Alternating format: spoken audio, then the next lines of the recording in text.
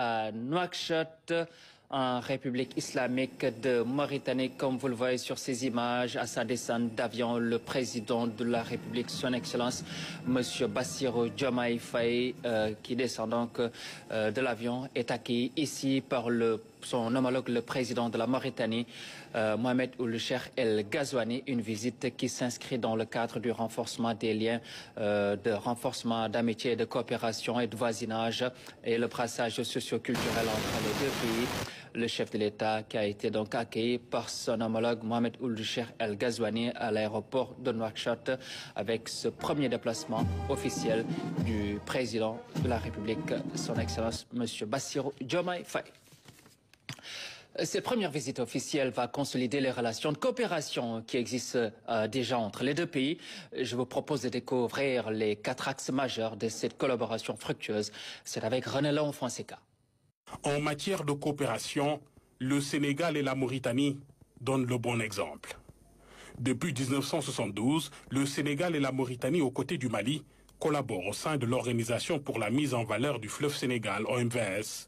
Cette initiative régionale vise à optimiser les ressources hydriques partagées pour le développement de l'agriculture irriguée, une ressource vitale pour les économies des pays membres.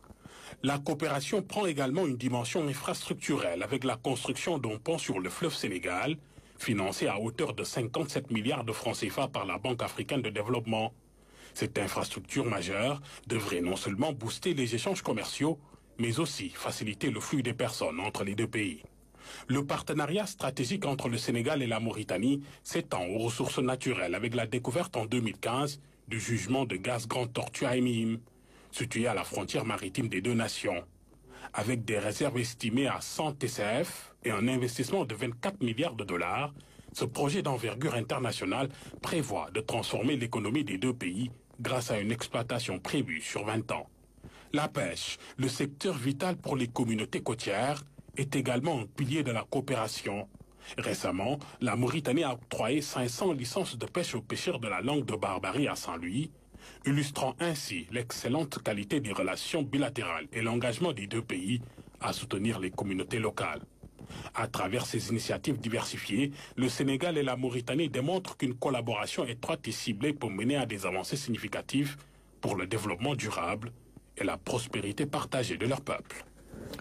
Le Sénégal et la Mauritanie, deux pays liés par l'histoire et la géographie, preuve parlante de la découverte du gisement gazier sur la frontière entre le Sénégal et la Mauritanie. Une production d'au moins 30 ans, soit 560 milliards de mètres cubes de gaz. Ibrahim Andong. L'astre d'un futur prometteur se lève à la frontière entre le Sénégal et la Mauritanie. La découverte d'un don de la nature partagé entre deux pays voisins. À 120 km de la côte se trouve le gisement de tortue. Il s'agit d'une découverte de classe mondiale. Et pour l'exploitation de cette ressource, BP et ses partenaires ont réussi à concevoir le projet Tortue Ahmeyim. Un exemple de partenariat unique entre deux pays liés par plusieurs facteurs pour un partage équitable des ressources minières. À 2 km sous les fonds marins se trouvent 2 réservoirs.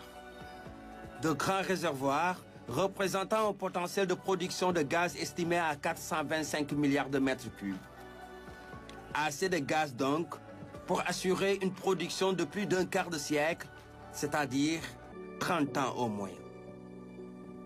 Pour la réussite du forage, il aura fallu recourir à des technologies les plus récentes dans ce domaine.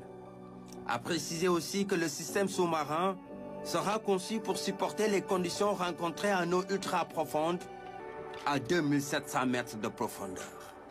Ce qui fait justement de cette infrastructure la plus profonde d'Afrique à ce jour. À terme, le gaz sera transporté sur 80 km à travers des conduites vers une plateforme flottante d'extraction, de stockage et de déchargement. L'objectif est de traiter plus de 14 000 millions de mètres cubes de gaz par jour. Le gaz sera par la suite envoyé vers une installation de gaz naturel liquéfié flottante haut de gamme. Amarré à un brise-lames nouvellement construit près du littoral, une fois la production lancée, le champ de tortue produira jusqu'à 425 milliards de mètres cubes. ce qui permettra ainsi d'offrir une nouvelle source d'énergie domestique à la Mauritanie et au Sénégal. Une situation qui permettra aussi de renforcer la capacité et la sécurité énergétique locale et de générer de nouvelles sources et précieuses sources de revenus pour la région.